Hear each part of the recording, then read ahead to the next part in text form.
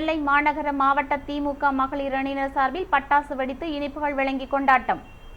தமிழகத்தில் கடந்த ஏப்ரல் மாதம் 6ஆம் தேதி சட்டமன்ற தேர்தல் நடைபெற்றது. அதன் வாக்கு எண்ணிக்கை மே 2ஆம் தேதி நடைபெற்றது. 150 தொகுதிகளுக்கு மேல் வெற்றி பெற்று முதலமைச்சராக பொறுப்பேற்க உள்ள திராவிட முன்னேற்ற கழகத்தின் தலைவர் தளபதி மு.க.ஸ்டாலின் அவர்களுக்கு வாழ்த்து தெரிவிக்கும் வகையில் நெல்லை மாநகர மாவட்ட மகளிர் அணி சார்பில் இனிப்பு வழங்கியும் தங்களது மகிழ்ச்சியை பகிர்ந்து கொண்டாடினர்.